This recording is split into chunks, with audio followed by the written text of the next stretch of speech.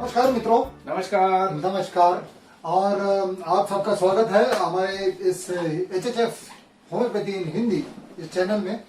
अब तक हम तीनों ने डॉक्टर SKD, डॉक्टर आलोक और मैं डॉक्टर योगेश, हम लोगों ने अब तक तीन या चार लेडीज फीमेल रेमेडीज हमने ये करी। पल्सेटिला, सेपिया, नाइट्रोमूर और इग्नेशिया जो प्रोमिनेंटली फीमेल्स में पाई जाती है। ऐसा जरूरी नहीं है, बच्चे भी हमने उस रेमेडी के बच्चे कैसे होते हैं वो भी हमने डिस्कस किए।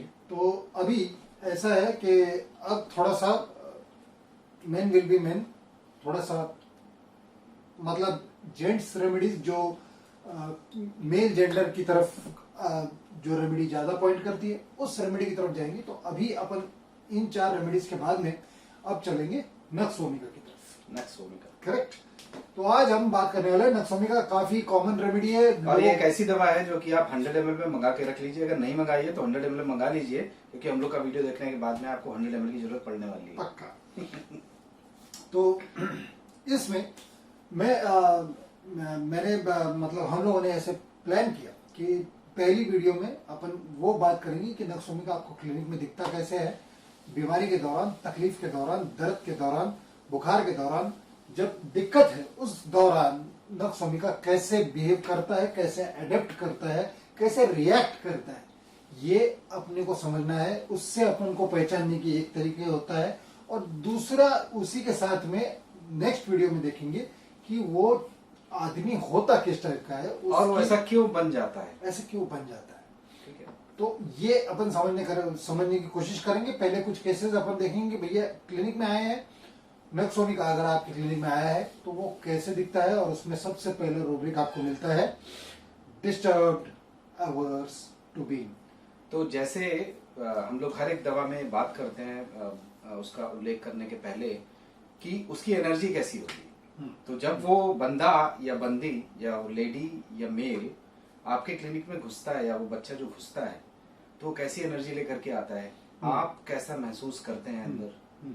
जैसे प्लेटिना फॉर एग्जांपल अगर आता है तो आप कैसा महसूस करते हैं, सीपिया अंदर आती है तो वही असहनीय, बिल्कुल हेल्पलेस, मिजरेबल जैसी एक फीलिंग आती है। तो उसको देख करके आपको कैसा लगता है। नाइट्रोमूर आता है तो किस तरीके से आपको महसूस होता है, डिग्निफाइड बंदा आया है।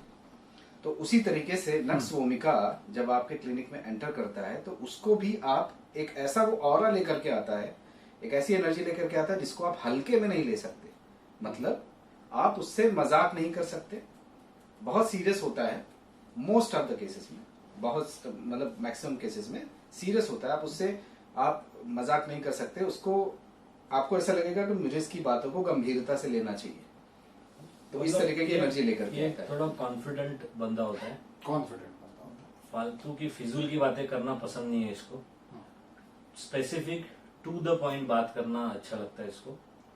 तो जैसे बाकी लैकेसिस की रेमेडी हमने देखी, वो आके बहुत मजाक करता है, फॉस्फोरस हाई हेलो करता है, जान पहचान निकालने की कोशिश करता है। नहीं, ये सीधी बात, नो बकवास। तो ये बंदा सीधा आएगा, जनरली टाइम जो लिया है अपॉइंटमेंट का उसी टाइम पे आएगा। अगर लेट हो रहा है तो ये गुस्सा कर सकता है, क्योंकि इसको हर चीज परफेक्टली टाइम टू टाइम होनी चाहिए। तो ये अंदर आ गया और फिर डिस्टर्ब होगा। कैसे है कि अगर नक्सोमिका मतलब ये सीन आपके सबके क्लिनिक में होता है, ये कहानी आपके सबके क्लिनिक में होती है, आप लोग उसको पढ़ नहीं पाते, आप लोग उसका मतलब नहीं निकाल पाते, और फिर शायद वो रेमेडी हाथ से निकल जाती है। तब आप ये देखते रहते, वो देखते रहते, तो वहां पर निकल जाती है। अभी देखो होता क्या है, पेशेंट आया है, वो आते ही सर मेरे को यही एक तकलीफ है सर, ये रिपोर्ट है, ये लास्ट ईयर का ये रिपोर्ट है, ये उस ईयर का रिपोर्ट है। और ऐसे जब बता रहा है तब बाजू में बेलाडोना बीवी होती है और वो बोलती है अरे वो आपको वो गैस की तकलीफ है वो बताइए ना। तो बता रहा हूँ, एक रिपोर्ट दिखा रहा ये एक्सप्रेशंस देखो, ये क्या होता है ना, ऐसे करके रुक बता रहा हूँ ना मैं। तो ऐसे वक्त में बेलाडोना वहां पर बीवी जो है ना, वो जो उसके साथ में इतने दिन निकाल चुकी है, वो तुरंत उसे पता है, फिर वो सब पता है, अभी पढ़ेगी। तो फिर वो हाँ ये उसके बाद में रिपोर्ट वो मतलब उसने सब प्लान कर रखा है। आप अगर उसमें से सपोज आप बोलते हो अच्छा ये रिपोर्ट दो, नहीं डॉक्टर साहब रुको मैं आपको बताता हूँ ना। मतलब ये है ना, देखो क्या हुआ ना, 2016 अप्रैल में 15 तारीख से सर मुझे ना एसिडिटी की तकलीफ हुई, इसकी देखो इसके बाद ये सोनोग्राफी की नहीं, ये रिपोर्ट ये मतलब सटीक हर एक चीज इसको पता है। बेलाडोना कैसे था हमने देखा, जैसे वाइफ होता है सर, ये कितना रिपोर्ट सर बोले आप देखा कब से था, मुझे कब से था। ये हंसी मजाक, ये हंसी क्या होती है ना, उसकी इनएडिक्वेसी छुपाने के लिए हंसी जो होती है, ये नक्सोमिका में नहीं होती। नक्सोमिका को बकवास नहीं पसंद, अगर वो बीच में कोई इंटरप्ट कर रहा है, बीच में डिस्टर्ब, जो इसने एक्सप्रेशन दिया ना, गुस्सा करेगा फिर। तो ये जैसे अभी ये एक बार होता है आपकी क्लिनिक में, ये सब होता है कि अरे ओ पापा मुझे भूख लगी, बोल रहा हूँ बेटा, बात कर रहा हूँ ना, चुप रहो। एक इशारे में वो बेटा बॉडी लैंग्वेज ऑब्जर्व करो। जैसे ना ये होता है, ये जो है ना, इसलिए जो परफेक्शनिस्ट होता है, जो टू द पॉइंट बात करता है, वो ऐसे ऐसे नहीं बैठेगा, ऐसे बात पता नहीं करेगा, उसकी बॉडी लैंग्वेज भी सटीक होती है, कड़क होती है एकदम। और ये जो ना ये जो होता है उंगली, मतलब कि उंगली का पॉइंट आउट करते हो आप जब आप स्पेसिफिक होते हो ना हर एक चीज में। तो फिर वो ये बताया उसके बाद में सर मैं एडमिट हुआ था ये तारीख को, तभी हमने स्कोपी करी थी, सिस्टमैटिक एकदम। तो स्कोपी करी थी, तो तभी जो सर्जन है, मतलब टॉप के सर्जन है, वो आंडोपंड डॉक्टर इधर उधर जाता नहीं है, बेस्ट डॉक्टर है, उनके पास गया था। उन्होंने फिर बताया था कि ऐसे ऐसा है, उन्होंने बताया था ये करना है, वो करना है, वो करना है, वो मैंने फॉलो किया था, ऐसे किया था। तो ये बीच में अरे आपको लैट्रिन बराबर से नहीं होती होता, ये बीच में ही जब बोध ये सब रिपोर्ट तू ले, तू बता तू ही बता। ये अभी उसकी वाइफ ने बीच में डिस्टर्ब किया, क्योंकि वो एक पर्टिकुलर पैटर्न में एक सिस्टमैटिक तरीके से फॉलो कर रहा था, और बीच में ये व्यवधान उत्पन्न किया उनकी। तो इसी ये है डिस्टर्बेंस। डिस्टर्बेंस क्या होता है? डिस्टर्बेंस जो है ना, एक और बहुत महत्वपूर्ण चीज है इस डिस्टर्बेंस के पहले, क्योंकि बीवी थोड़ा पीछे है, वो आकर के बैठा है आपके सामने पूरे सम्मान के साथ, एक रेवरेंस जिसको बोलते हैं इंग्लिश में, और एक तरीके का जो अदब होता है डॉक्टर के लिए, नमस्कार, गुड इवनिंग डॉक्टर साहब, इस तरीके से पेश आता है शुरुआत में।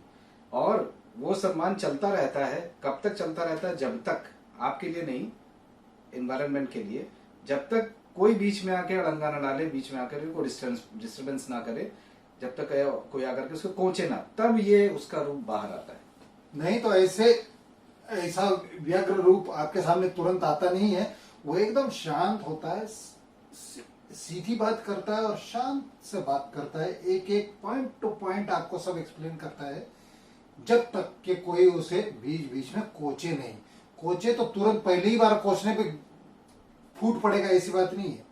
एक बार, दो बार, तीन बार, फिर चौथी बार बोलेगा लो तुम ही करो, लो तुम बताओ ना, हाँ क्या क्या तुम बताओ, मैं नहीं बताता अभी। ऐसा ही एक केस था मेरे पास में, उसको एक्जिमा हुआ था, और एक दो प्रॉब्लम्स और थे। बीवी के साथ में आया, बैठा, नमस्कार डॉक्टर साहब, मुझे कुछ प्रॉब्लम है। फिर उसने धीरे धीरे करके बताना चालू किया, बीवी बीच में। अभी क्या हुआ कि वो इस तरीके से बैठा हुआ है, मुझसे बात कर रहा है, और उसकी जो बीवी है उसके बीच में लगभग 1 फुट का अंतर है। ये इधर बैठा हुआ है, बीवी उसकी 1 फुट उधर बैठी हुई है, और बीवी का जो घुटना है उस तरफ है, मतलब वो उधर देख रही है, और ये मुझसे ऐसे बात कर रहा है। तो ये उसका जो इंटरपर्सनल रिलेशनशिप है नक्सोमिका का, ऐसा होता है कि चू चा चू चपड़ कोई भी बात नहीं करेगा जब मैं बोल रहा हूँ बीच में। और वही चीज क्लिनिक में भी, ये घर में भी वैसा ही है और यहाँ पर भी वैसा ही है। तो बीवी बीच में कुछ बोलते नहीं है, हाँ अगर बेलाडोना है तो बोलेगी, क्योंकि उसको फर्क नहीं पड़ता, कुछ देर के लिए दब जाएगी, फिर से बोलेगी। मतलब ये ना, तो क्या हुआ बॉडी लैंग्वेज देखना अभी क्या हुआ कि और उसका बच्चा उधर बैठा हुआ शांत बिल्कुल चुप। हाँ? तो ये जो सन्नाटा बटे भन्नाटा है ना नक्सोमिका के साथ में होगा, फैमिली के साथ में। तो क्या हुआ कि मैंने उसको पूछा, सारी बातें उसने बताई, पेट में ये, सर में दर्द, फलाना ढिकाना। उसके बाद में मैंने पूछा, मैडम जरा आप इनके स्वभाव के बारे में बताइए। तो मैडम बोली, अच्छा स्वभाव के बारे में, स्वभाव तो वैसे अच्छा ही है। तो ये तुमने बोला, अच्छा मतलब क्या, कद्दू, अच्छे से बताओ ना। अच्छा मतलब कद्दू, अच्छे से बताओ ना, तभी तो समझ में आएगा ना। डॉक्टर साहब इनको छोड़िए, मैं बताता हूँ। सर ऑफिस 8:30 बजे मैं उठता हूँ, 8 बजे उठता हूँ, आधा पौन घंटा एक्सरसाइज, 9 सवा 9 बजे नाश्ता, 10 बजे ऑफिस, शाम को आता हूँ 6:30 बजे, बीच में दोपहर का लंच ऑफिस में ही करता हूँ, ठीक है ना। और काम में मैं 100% हूँ। काम और टाइम के ऊपर पहुंचना मेरी पूरी ये मेरा ध्यान इस तरफ रहता है।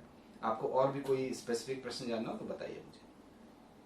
तो ये देखिए कितना सटीक है, कितना टू द पॉइंट है। मतलब जो वाइफ की बात करना, बात जिस तरीके से उसने बता रही थी वो पसंद नहीं है उसको, ठीक से बताना उसको। हाँ, ठीक से बता। मतलब मैंने तो मेरे क्लिनिक में 1-2 नक्सोमिका ऐसे देखे कि बीवी और बच्चा साथ में आए हैं, दोनों को बाहर ही बिठाया। वो दोनों अंदर आ रहे, तुम बाहर बैठो, तुम अंदर मत आओ, बाहर आओ, उधर आओ। उसको पकड़ के, डॉक्टर साहब। और ऐसा क्यों? क्योंकि वो लोग बीच में शायद डिस्टर्ब करेंगे, मैं अच्छे से बता नहीं पाऊंगा ना। तो वो मेरे को बताया, मैंने उनको आने दो, नहीं डॉक्टर साहब उधर रहने दो, इधर बीच में फिर ये दिक्कत है, तो वो उस लाता ही नहीं। ये है disturbed hours to be.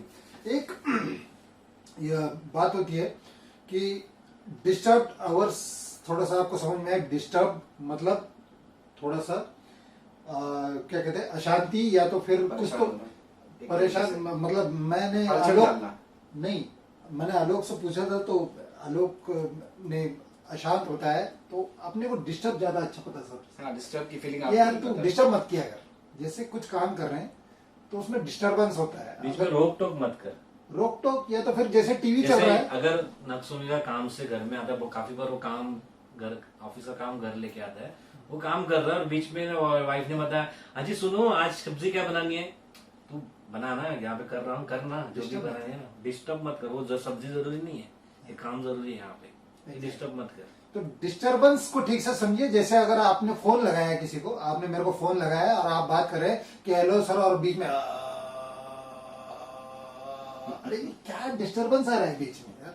No, ये बीच में तो चालू होता है ना ऐसे बज रहा है, तो आपको इसको डिस्टर्बेंस बोलते हैं। मतलब काम चलता है लेकिन बीच में कुछ ना कुछ अनवांटेड चालू है, उसको डिस्टर्बेंस बोलते हैं। इसी के साथ में अपन डिफरेंशिएट करेंगे इंटरप्शन। इंटरप्शन अपने रूब्रिक में कहां पर आता है? Anger interruption from. अभी एंगर इंटरप्शन फ्रॉम इस रूब्रिक में भी नक्सोमिका है, जिसको डिस्टरबेंस भी नहीं चलता कि बीच बीच में चूक, अरे वो आपका लैट्रिन, अरे वो आपका गैस, अरे वो आपकी ये है ना बीच बीच में डिस्टरबेंस, बीच में जो बाधा आती है, बाधा उसको नहीं बोलते, व्यवधान। हाँ, व्यवधान। होता क्या है इंटरप्शन में, क्या होता है कि जो आपकी जो एक्टिविटी है वो कुछ सेकंड्स के लिए, कुछ मिनट के लिए रुकती है और फिर से गाड़ी पटरी पे आ जाती है।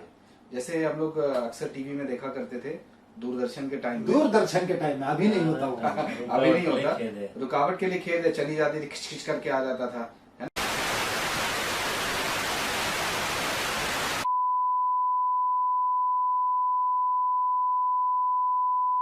ना। तो वो उस वक्त के लिए, हाँ उस वक्त के लिए कनेक्शन कट हो गया, 1 मिनट बाद 15-20 सेकंड बाद फिर से आ जाता है, रुकावट के लिए खेद है।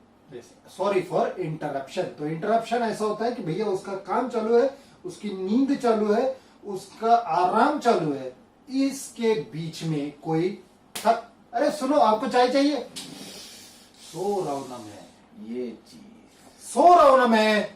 ये एक एग्जांपल एक देता है, जैसे ना ये रूब्रिक रेफरेंस हमने सल्फर में भी देखा, सल्फर रेफरेंस लेके आता है हर बार एकदम प्रसन्नता के साथ और रिस्पेक्ट देके बात करता है कंटिन्यूअसली। नक्सोमिका की नहीं, चिड़चिड़ और रेफरेंस ये थोड़ा मिक्स हो जाता है। कभी कभी अगर बहुत परेशानी है तो ये रेफरेंस आपको शायद दिखनेगा नहीं। जैसे सपोज नमस्कार करके आया नक्सोमिका, अच्छे से रिस्पेक्ट देके बात कर रहा है, आपको डिटेल बता रहा है। मेरे पास एक नक्सुमे का वो एक्सेल शीट बना के लेके आया। वो बहुत मैंने बड़ी- उसको पूछा कि तुम्हारा ये जो रिपोर्ट था इसका डायबिटीज 3 महीने पहले कितना था, ऐसा था। मैं रिपोर्ट देख रहा हूँ, बोले सर रुको रुको सर, मैंने सब कुछ एक्सेल में बना के रखा है। मैं देखा था तो उसने पूरा चार्ट बना था, यूरिक एसिड, डायबिटीज, बीपी सारा। और खुद ने, मैंने पूछा आपने बनाया? हाँ सर। वो तो मैं सर देखो ये ना दिसंबर में सर ऐसा था, जनवरी में सारे मतलब ग्राफ नहीं बनाएंगे। एक पेशेंट मेरे पास भी ऐसे आया, इसमें ग्राफ बना आकर के बैठा और लिस्ट निकाली उसने। लिस्ट निकाली तो फिर 50% मुझे समझ में आ गया कि ये हो सकता है। फिर धीरे धीरे कंफर्म होता चला तो गया। वो दूसरों से भी यही एक्सपेक्ट करता है। तो ये जब मेरे से बात कर रहा था ना, तो अचानक उसको कॉल आ रहा था तो मुझे बता रहा है सर देखो फिर ना वो क्या हुआ, उस वक्त ना एसिडिटी थी। तो उसने कॉल देखा, बीच में इधर आया, एक बार कट कर दिया। तो सर कट कर दिया। फिर ना सर क्या हुआ ना, उसके बाद फिर ना यहाँ पे दर्द होना चालू हो गया। फिर से फिर से कट कर दिया। फिर ऐसे से फिर सर ना उसके बाद फिर ना दिसंबर से सर तकलीफ पड़ गई। हेलो, हाँ मैं कट कर रहा हूँ ना, हाँ मैं करता हूँ ना, तुमको कॉल करता हूँ ना, हाँ बाद में करते हो कॉल, हाँ रखो, हाँ ठीक है टक, हाँ सर सॉरी सर। तो मैं सर क्या बोल रहा था, तो ये जो होता है ना ये ऐसी चीजें आपके क्लिनिक में होती है, इस पे ध्यान देना होता तो है। ये एंगर इंटरप्शन, मैं कट कर रहा हूँ ना, समझ में नहीं आ रहा है क्यों कट कर रहा हूँ। 3 बार कट किया मतलब क्या होता है उसका? मतलब समझ नहीं आता तुमको। तो ये गुस्सा है, ये एंगर इंटरप्शन। उसको उसकी बात में थोड़ी देर के लिए रुकावट लानी पड़ी, इसका उसको गुस्सा आता है। समझ रहे? ये इंडिविजुअलाइजेशन होता है होम्योपैथी में। हाँ। लैकेसिस को कॉल आता है ना, लैकेसिस सोचते हैं कि डॉक्टर सामने बैठे यहाँ पे ना, हाँ। कॉल है, हाँ वो ना, हाँ मैं लेके आया ना वो, हाँ। हाँ और क्या था, अच्छा कहाँ पर है, नहीं अभी मैं सर के सामने हूँ, लेकिन हाँ, अरे सब सर के सामने और वो बतिए थोड़ी जा देर रहे में, हैं। और फिर बच्चे बच्चे क्या कह रहे हैं। तो ये ना, ये इंडिविजुअलाइजेशन होता है। ये यहाँ पे पर्सनालिटी हमें डिफरेंशिएट करनी है। तुरंत अलग अलग होगी। तो ये हो गया इंटरप्शन। आपको डिस्टरबेंस समझा, आपको इंटरप्शन समझा। अब आप बात करेंगे एक रूब्रिक है हिंड्रेंस, हिंडर्ड। हिंडर्ड का रूब्रिक है hindered by everyone at work. Division ही है। अभी हिंड्रेंस को हिंदी में क्या समझेंगे? हिंड्रेंस है बाधा, हाँ, बाधा। उसमें बाधा है। बाधा है। यानी कि अड़चन, मतलब बाधाएं और अड़चन। अभी इंटरप्शन और हिंड्रेंस फर्क क्या है?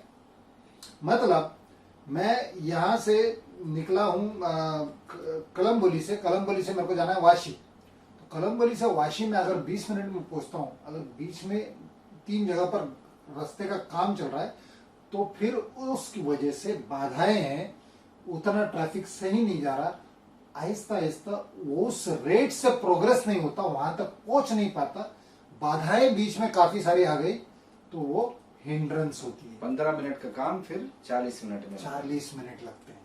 मतलब ये जो रेस होती है ना, जिसमें आपको कहीं पे कूद के जाना होता है, कहीं पे फिर चढ़ के जाना होता है, फिर थोड़ी बाधा देर दौड़। भागना होता है ना, बाधा दौड़। हाँ बाधा दौड़ होती है ना, वो ये आप इमेजिन करने की कोशिश करो। बिल्कुल। आप एक स्पीड से भाग रहे हो, बीच में फिर कुछ रस नीचे से झुक के आपको क्राउल करके जाना है, फिर आपको किसी के ऊपर चढ़ के जाना है, फिर पानी में स्विम करके जाना है, तो वहां पे आपकी गति कम हो जाती है।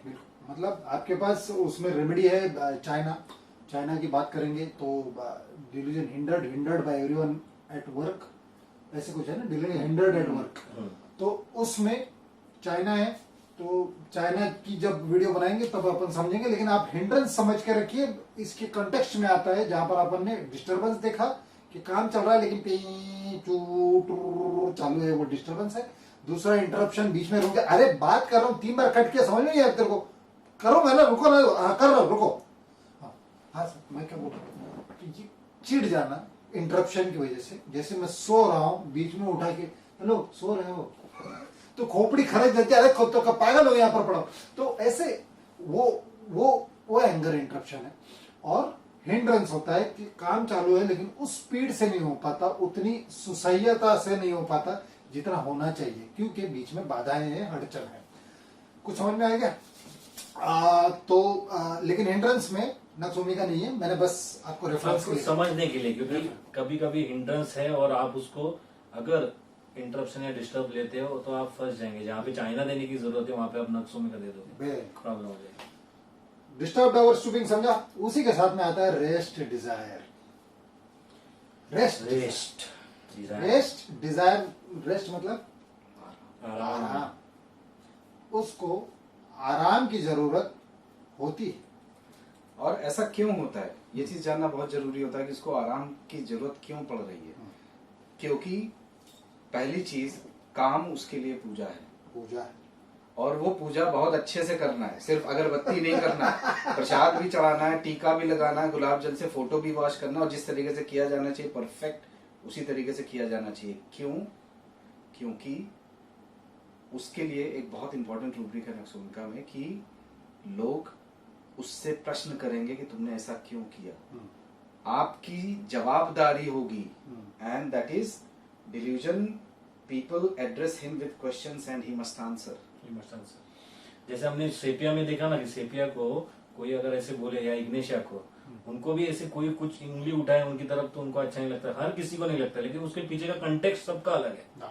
नटरमूर का भी अलग है, उसकी डिग्निटी हर्ट हो जाती है, सेपिया का अलग है, उसको ऐसा लगेगा जिसने काम नहीं घर का किया तो उसको बुरा लगता है, लेकिन इसको उसने काम जो किया है वो 100 नहीं 200% देखिए किया है, उसके बावजूद भी उसमें अगर कोई गलतियां निकालता है और उसको बोलता है कि अरे ये तो तुम्हारे अंडर था, तुम्हारी रिस्पॉन्सिबिलिटी थी, है इसे गलत कैसे हो गया, और ये जानता है ना कि इसने गलती की नहीं है, ये गलती की गुंजाइश ही नहीं थी, तो फिर उसको ये उंगली वहां पे उठती तो पसंद नहीं। और इसीलिए वो परफेक्शन में काम करते करते, एफर्ट्स डालते डालते डालते डालते डालते डालते थक जाता है, फट जाता है, उसकी हालत खराब हो जाती है, और उसके बाद उसका अडेप्टेशन हम सुनेंगे कि ये चीज स्थिति होने के बाद में वो उसमें अडेप्टेशन क्या करता है, किस तरीके से अडेप्ट करता है। और ये रेस्ट डिजायर, आराम चाहिए, और जब वो आराम करता है तो भाई साहब आराम करता है, पक्का आराम करता है, वो भी अच्छे से पूरा आराम करता है, पूरा मतलब वो काम करता है तो पूरा काम करता है, और जब आराम करता है तो पूरा आराम करता है। ऐसा नहीं कि फोन साइलेंट मोड पे डाला हुआ है, फोन स्विच ऑफ,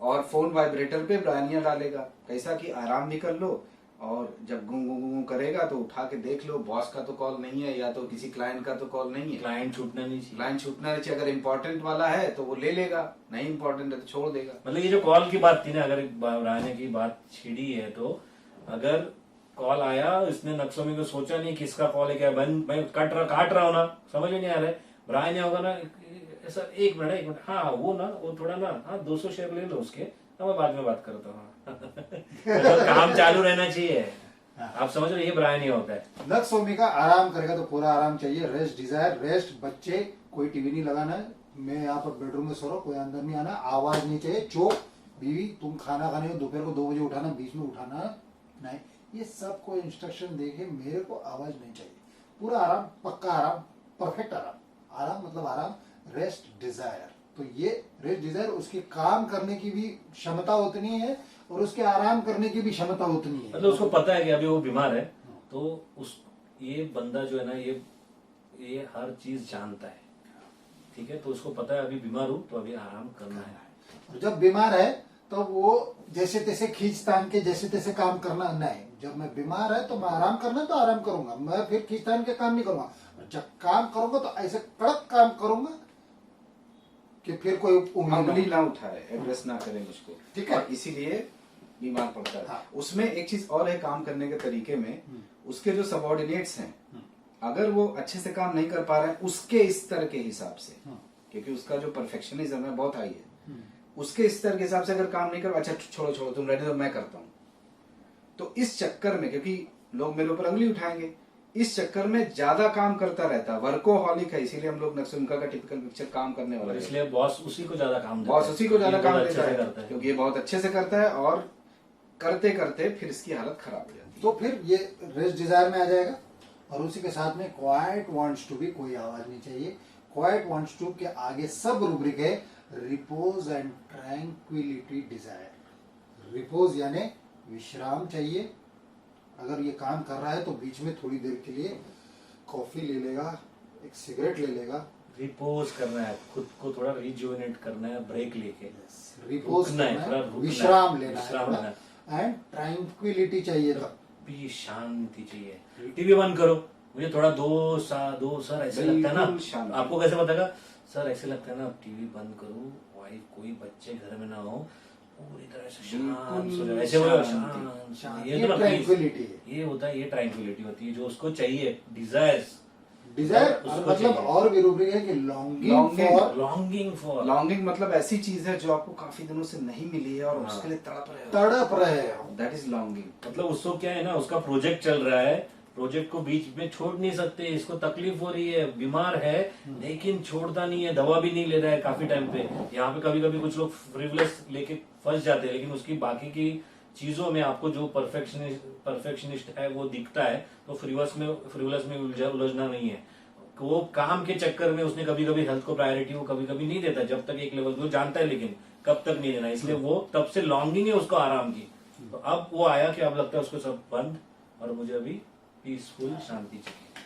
तो ये जो कुछ रूब्रिक बताया अपन ने, disturbed hours, rest desire, quiet wants, repose and tranquillity desire, ये सब जो रूब्रिक बताया, उसके जो एक्सप्लेनेशन बताए, ये आपको माइग्रेन में बहुत कॉमनली मिलेगी।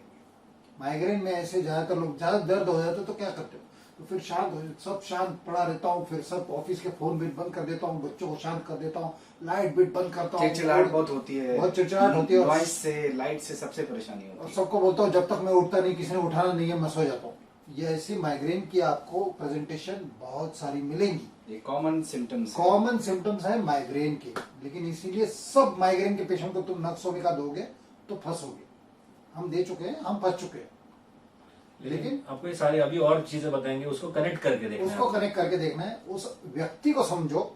ये उसका एडेप्टेशन अपन ने देखा, उस व्यक्ति को समझेंगे तो और आप आपके प्रिस्क्रिप्शन में परफेक्ट हो जाएंगे। अभी कुछ रूब्रिक्स है, जैसे हमने बताया ना डिस्टर्ब्ड आवर्स, और अगर ज्यादा डिस्टर्ब हो जाए तो फिर क्या होता है, ओरलसम होता है। ये लो, ये तुम बताओ क्या गैस बीस क्या लेटर, तुम बताओ, मैं नहीं बताता। ओरलसम डिस्टर्ब्ड इफ, कॉरलसम डिस्टर्ब्ड इफ में नक्सोमिका बहुत तगड़े में है।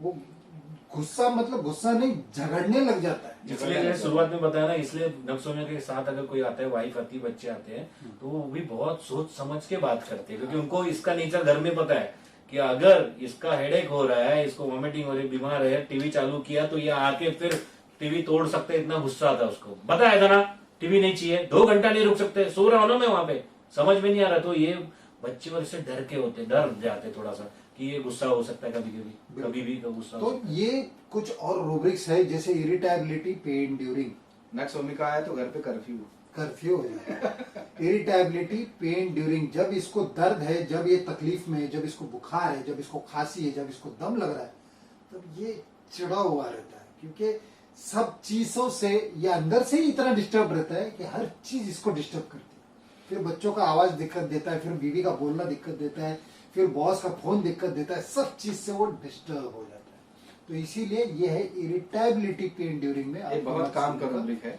ये बहुत काम का रूब्रिक है, और हम लोगों ने इस रूब्रिक को ऑलरेडी देखा है। हमने किसमें देखा, हमने इरिटेबिलिटी पेन ड्यूरिंग को हमने इग्नेशिया और आर्सेनिक में देखा।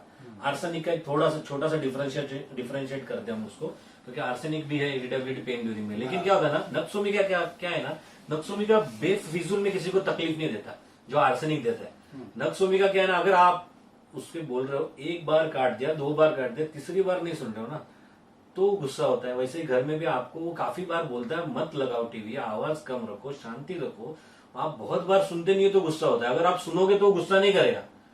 बॉस के बीच बीच में डिस्टर्ब कर रहे हो उसको तो गुस्सा करेगा वो, वरना नहीं करेगा, वरना वो शांति से पड़ा रहना चाहता है। लेकिन आर्सेनिक जो होता है, वो कुछ भी नहीं करो लेकिन वो सेवा करा के लेना चाहता है। आप शांति रखो सारी, लेकिन फिर भी आर्सेनिक बोलेगा अरे 7 बज रहे, तुमको पता नहीं अभी तक चाय नहीं मिली, चाय आई तो गर्म क्यों, फिर इतनी ठंडी क्यों, फिर उसके साथ ये क्यों, पैर दबाओ, सेवा करो, पट्टी रखो, ये आर्सेनिक होता है।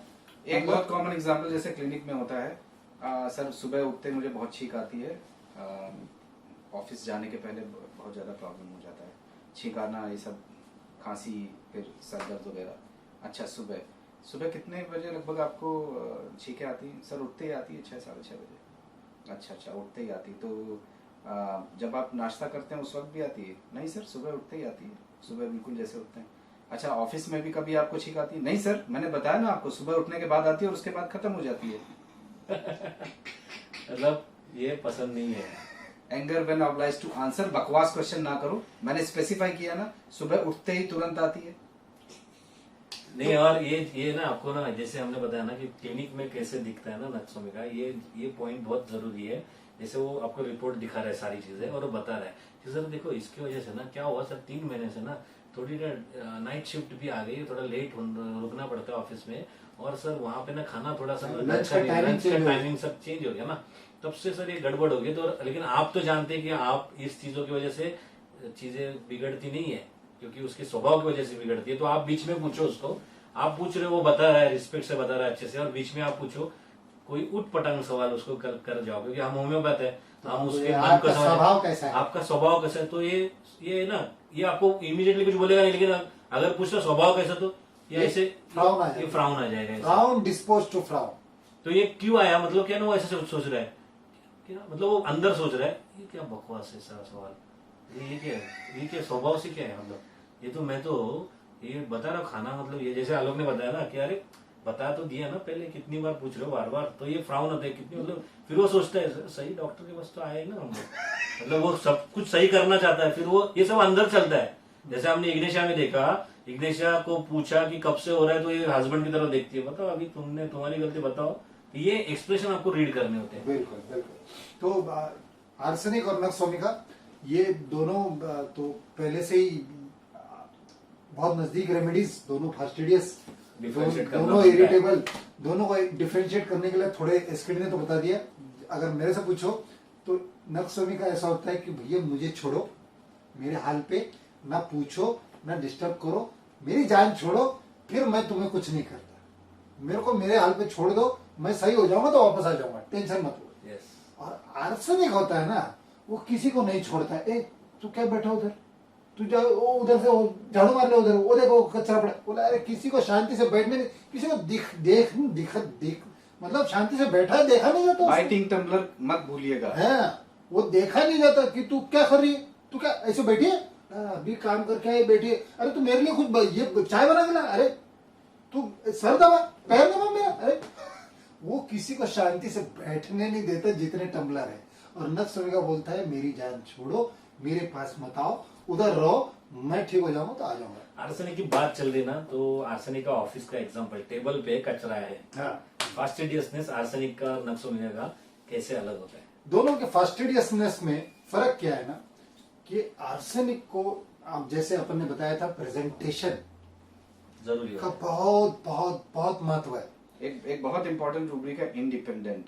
नक्सोमिका काम को परफेक्ट करने के लिए सबऑर्डिनेट से भी काम खींच के ले लेगा, और आर्सेनिक सबऑर्डिनेट का अपना भी काम सबऑर्डिनेट से करवाएगा, चलकर इसको उसकी जान खाएगा। तो अभी जैसे टेबल है और नक्सोमिका का, अगर आर्सेनिक का टेबल है तो आर्सेनिक का टेबल सफा चट, एक पेन स्टैंड में और ग्लास में पानी, उसके ऊपर ढक्कन, और इन की फाइल में एक फाइल आई हुई, आउट की फाइल्स खाली होना चाहिए, जो आउट जाने वाला जो बास्केट होता है वो खाली होना चाहिए, इन में एक या दो ही फाइल होनी चाहिए, पेन स्टैंड में पेन होना चाहिए, फिर यहाँ पर घड़ी, और ये चकाचक साफ सुथरा, एक भी कहीं पर दाग नहीं। ये आर्सेनिक का टेबल है। कोई आएगा तो देखेगा, बोलेगा अरे क्या बात है, आहा खतरनाक। और वही नक्सोमिका का टेबल देखो तो यहाँ पर ये फाइल, वहां पर वो फाइल, यहाँ लाल पेन, यहाँ हरा पेन, यहाँ नीला पेन, और फिर यहाँ पर चाय का कप, यहाँ पर सिगरेट का एस्ट्रे, और पूरा सब है उसमें, इतना सब ये लेके अल्कोहल भी हो सकता है, यहाँ पे मार्कर, यहाँ पे स्टेपलर, सब ऐसे जगह पे उसके आजू बाजू में अल्कोहल भी हो सकता है। हाँ अल्कोहल भी हो सकता है। और वो वहां पर बैठ के भैया पूरा पूरा फैला के बैठा है और उसमें काम कर रहा है। लेकिन अगर आप एक फाइल खोल के देखो कि जो उसने किया है, तो उसके जैसा आपको कहीं पर नहीं मिलेगा। काम सटीक होगा, काम इतना सटीक होगा।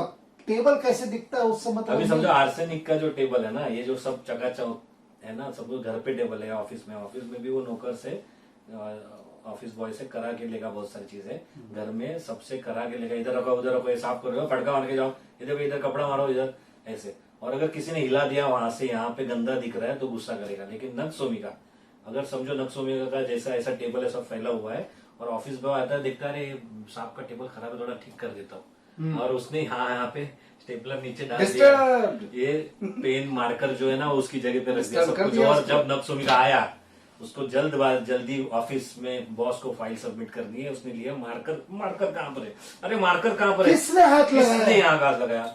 ये फिर ये गुस्सा होगा तो उसको क्या है ना, सबसे इम्पोर्टेंट वर्ड है एफिशिएंसी। एफिशिएंसी नक्सोमिया की एफिशिएंटली काम होना चाहिए। अभी क्या हो गया ना, सब अच्छा दिखना जरूरी नहीं है नक्सोमिका के लिए, एफिशिएंटली होना चाहिए। अभी अगर उसको हाथ में चीजें नहीं मिलती जैसे उसने रखी थी तो उसका टाइम वेस्ट हो गया, टाइम बर्बाद हो गया, तो मार्कर यूज नहीं कर पाया तो उसको लेट हो गया, फिर वो चिल्लाएगा ऑफिस वाले, इधर क्यों क्यों हिलाया? तो ऑफिस वाले कंफ्यूज हो जाएगा, यार मैंने तो अच्छे से रखा है ठीक है। लेकिन इसका ये आर्सेनिक जैसे ना, उसको बहुत पूरी तरह से उसकी हजाम पट्टी नहीं करेगा, लेकिन थोड़ा डांटेगा और उसको बोलेगा चलो मैं बताता हूँ फिर से हाथ नहीं लगाना। यस। और सबॉर्डिनेट को भी ऐसे ही होता है, जैसे आलोक ने बताया ना, मैं बताता हूँ तुमको कैसे करना है, इधर आओ अभी देखो मैं करता हूँ, तुम्हारा काम भी वो खुद करेगा, सब करके दिखाएगा। ये आर्सेनिक, ये नक्सोमिका होता तो है। ये फास्टिडियसनेस दोनों है।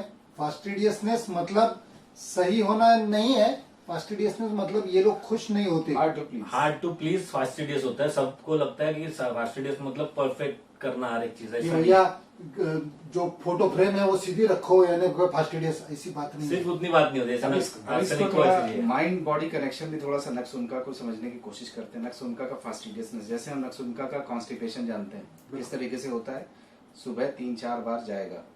क्यों जाता है? क्योंकि अभी पूरा नहीं हुआ यार, सेटिस्फैक्टरी नहीं हुआ, सेटिस्फैक्टरी नहीं हुआ है। बॉस के सामने फाइल प्रेजेंट करी, ये एस्टिमेशन है, ये पूरा इस तरीके से सारा किया हुआ है। बॉस ने कहा परफेक्ट, ठीक है भेज दो उसको, कंपनी में भेज दो।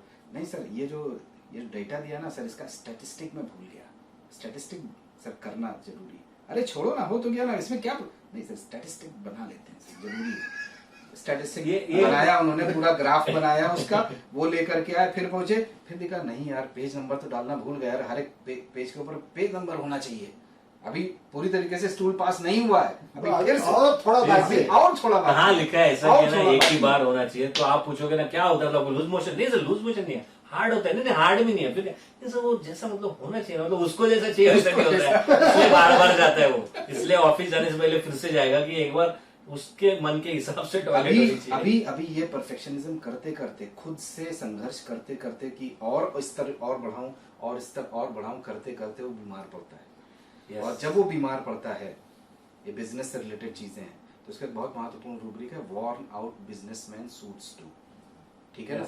तो जब वॉर्न आउट मतलब फटा चीथड़ा, तो उसका फटा चीथड़ा घिसते घिसते घिसते घिसते वो वॉर्न आउट होता है, और फिर उसके बाद में एक ऐसी स्थिति में आता है जिसमें उसको बिल्कुल छोटी छोटी चीजें भी वो अपना पेशेंस लूज करता है, और उन्हीं चीजों से वो फिर एक इंटॉलरेंट वाली स्टेट में जाता है। आपको लगेगा कि उसकी बीवी को लगेगा काहे को छोटी छोटी चीजों को लेकर इतना परेशान हो रहे हैं।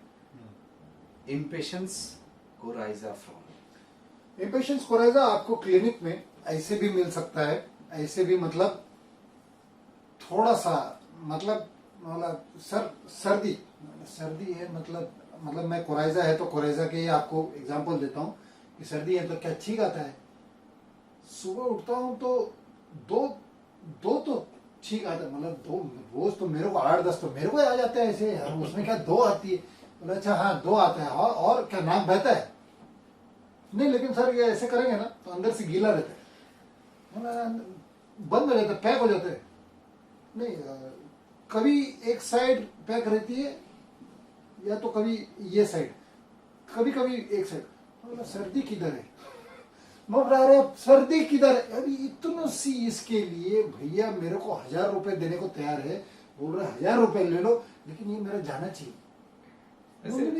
अंदर से उसको गीला लग रहा है तो नाक के अंदर से पूरा सूखा कर दे, करेगा क्या? इम्पेशंस का मतलब होता है अधीर होना।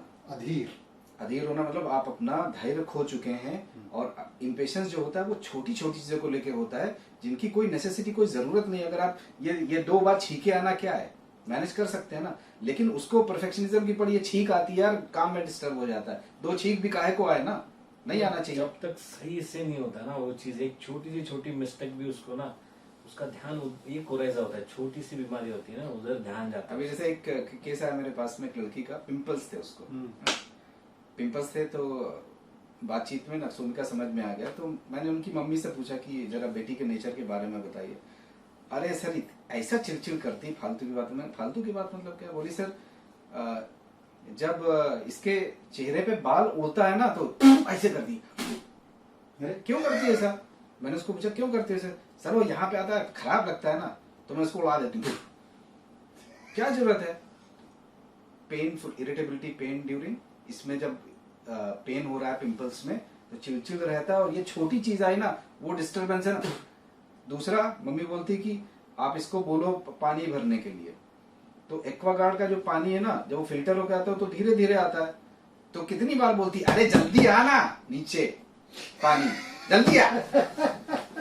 सो यू कैन सी Impatience है। दैट इज इम्पेशंस, मतलब फालतू की चीज के लिए उसका धीरज ही नहीं है, मतलब बिल्कुल इम्पेशेंट। आपके पास बच्चे आएंगे तो उनको ना नाम लिखने के लिए बोलो पेपर पे। नक्सोमिका का बच्चा जो एकदम सही अच्छे से ज्यादा बात नहीं कर रहा है, अगर उसको नाम पूछो तो डैड के नाम के साथ सरनेम के साथ अच्छे से बताएगा। स्कूल पूछो पूरा स्कूल का एड्रेस बताएगा, नाम बताएगा अच्छे से। तो लिखने का बोलो नाम तो वो लिख के जा रहा है। अरे अभी दे खत्म हुआ कि डैड बोल रहे हुआ कि नहीं, एक मिनट रुक, अरे क्या कर रहा है, मतलब वो इतना उसमें भी प्रेजेंटेशन सब कुछ एकदम, तो जब तक वो सेटिस्फाई नहीं हो रहा है। जब कलरिंग भी करेगा ना तो कलरिंग ब्यूटीफुल नहीं होगी, लेकिन वो जिस लाइन है लाइन के अंदर ही पेंट रहेगा, बाहर नहीं तो निकलेगा। जब उसने दिया ना तब देखा मैंने, अरे बाप रे, उसमें फिर गुंजाइश नहीं है, कोई इधर उधर हो कोई गुंजाइश नहीं है। मेरे हिसाब से अपन ने काफी सारी चीजें बता दी नक्सोमिका की कि भैया कैसे क्लिनिक में आता है, कैसे प्रेजेंट होता है, बीमारी के दौरान कैसे होता है, ये अपन ने काफी अच्छा से बता दिया। अभी थोड़ा सा नक्सोमिका का कैरेक्टर समझेंगे, उसकी लाइफ में वो कैसा है और वो अपनी लाइफ में अपने किन किन चीजों से बीमार पड़ता है, कैसे होता है, इसको थोड़ा समझेंगे। एक छोटा सा केस है एक बच्चे का नक्सोमिका का जो हट्टी नेचर होता है, हट्टी बहुत, मतलब उसको जो चाहिए वैसा ही करेगा। तो obstinate resist the wishes of others. तो मदर एक छोटी बच्ची को लेके 5-6 साल की बच्ची को, तो प्रॉब्लम था उसको नाक का प्रॉब्लम, हेडेक और बहुत सारी चीजें। तो उसके स्वभाव के बारे में जानना चाहिए, सर ये बहुत हट्टी है। मैंने हट्टी मतलब और बताइए। सर मैं सेंटेंस चालू करती हूँ, बेटा आप पिज्जा खाओगे, बेटा आप पिज्जा जैसे बोलेंगी ना उसी में नहीं, आप ये करोगे नहीं, नहीं मतलब ऐसा है बिल्कुल मुंह पे लगा ही हुआ है, आप इससे कुछ भी काम करवा लो करवा ही नहीं सकते आप, इसको जो करना है अपने मन से वही करती है। बेटा तुम नहीं पहले से नहीं रही। मतलब ये बहुत इंटेलिजेंट शार्प होता है, इसलिए शार्प होता है, चीजों को बहुत अच्छे से भाप लेता है बहुत जल्दी, और उस इंटेलिजेंट होता है और clarity of mind, agility of agility, yes, mental Mental agility, agility. Clarity of mind. Clarity of mind का एक एग्जांपल बहुत कॉमन है क्लिनिक में। जैसे मेरे पास में केस था, सर 2003 मई में मुझे यूरिन में एल्बुमिन आना चालू हुआ, उसके 2 महीने बाद ये एक्जिमा हुआ, और अभी पिछले 1 हफ्ते से घुटने में दर्द हुआ है। तो मतलब अभी मेरे को दवा घुटने का चाहिए, हाँ एल्बुमिन का वो तो वो चल रहा है। वो आपको बताया, हिस्ट्री बताया, दवा मतलब इतना सटीक क्लैरिटी इतनी होती है उसकी हर एक चीज की, किसी भी चीजों में मिक्सिंग नहीं है, बिल्कुल भी मिक्सिंग नहीं है। तो अगली वीडियो के लिए कुछ छोड़िए, ठीक है। तो अगली वीडियो में मिलते हैं ब्रेक के बाद। ब्रेक के बाद मिलते हैं, बाय बाय।